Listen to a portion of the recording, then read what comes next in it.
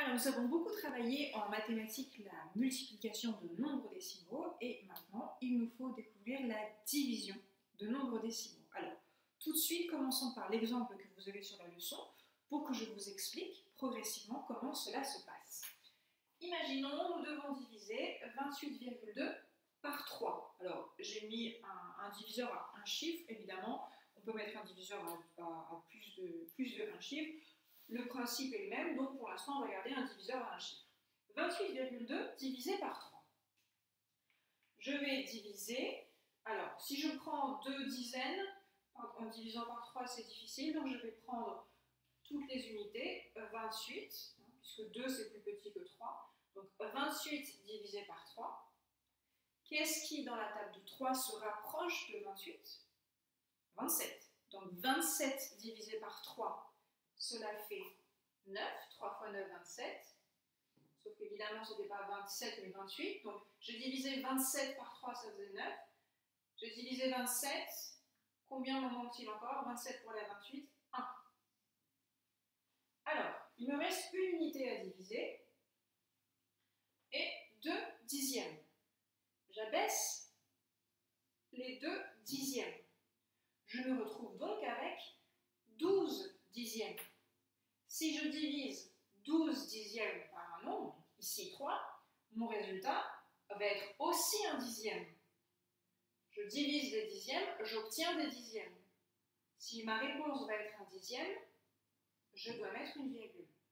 À partir du moment où vous abaissez les dixièmes, parfois je dis c'est comme une frontière, hop, à partir du moment où vous abaissez le dixième, vous mettez aussi au quotient, au résultat, la virgule. Donc, 12 dixièmes divisé par 3, 12 divisé par 3, 3 fois combien égale 12? 3 fois 4 dixièmes donne 12 dixièmes. Donc ici, 4 dixièmes, et il reste 0, puisque 12 est dans la table de 3. Autre exemple, 439,15 divisé par 5. Alors, qu'est-ce que je vais commencer à diviser? Est-ce que je peux diviser juste la centaine? 4 divisé par 5? Non, je vais prendre les dizaines. J'ai 43 dizaines. 43 divisé par 5, j'ai pas 43 dans la table de 5, mais j'ai 40. 40 divisé par 5, c'est 8. J'ai divisé 40, je devais diviser 43, donc j'ai encore 3 dizaines que je n'ai pas encore divisées. J'abaisse l'unité. Pour l'instant, tout va bien. 39 n'est pas dans la table de 5, mais 35 est dans la table de 5. Donc, 35 divisé par 5, ça fait 7. J'ai divisé 35, je devais diviser 39. 35 pour aller à 39, il me reste 4 unités. J'abaisse le dixième. 1. J'ai donc maintenant 41 dixièmes. Vu que j'ai abaissé un dixième, je mets la virgule pour que le résultat obtenu soit des dixièmes. Si j'ai 41 dixièmes que je divise en 5 parties, je vais avoir des résultats en dixièmes. 41 divisé par 5. 41 n'est pas dans la table de 5, mais 40 est dans la table de 5. 5 fois 8, 40. J'ai divisé 40 par 5, mais je devais diviser 41. Donc il me reste encore 1. J'abaisse le 5. J'ai 15 centièmes à diviser. 15 divisé par 5 me donne 3 centièmes. Ça tombe juste. 439,15 divisé par 5 est égal à 87,83. Un dernier exemple pour s'assurer que nous avons bien compris. 7,148 divisé par 4. Je prends les unités. Je n'ai pas besoin de prendre jusqu'au dixième, puisque les unités, j'en ai 7, c'est plus grand que 4, je peux diviser 7 par 4. Alors je divise 7 par 4, mais 7 n'est pas dans la table de 4, donc je vais diviser 4 par 4.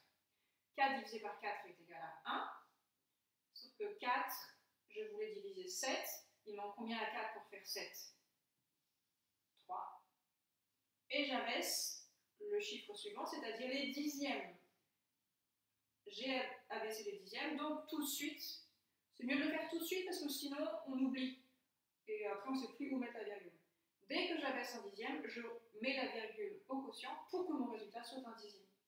31 divisé par 4, 30 n'est pas dans la table de 4, mais 28 est dans la table de 4. 28 divisé par 4, 7. 28 c'est divisé, je voulais diviser 31. 28 pour aller à 31, 3. J'abaisse le 4. 34 centièmes. 34 centièmes, et mon résultat va bien être un centième. 34 n'est pas dans la table de 4, mais 32 est dans la table de 4. 32 divisé par 4, 4 fois combien égale 32? 8. Bravo. 8 fois 4, 32. 32 pour aller à 34, il reste 2. J'abaisse ensuite 8 millièmes. J'ai 28 millièmes à diviser par 4. 28 millièmes à diviser par 4, je vais avoir un résultat en millièmes. 4 fois 7, encore une fois, est égal à 28. 7,148 divisé par 4 est égal à 1,787. Voilà, normalement, j'espère que vous avez bien compris. N'hésitez pas à me le faire savoir si jamais vous coincez, appelez-moi ou autre, je vous aiderai à trouver le chemin de la division de nombres décimaux.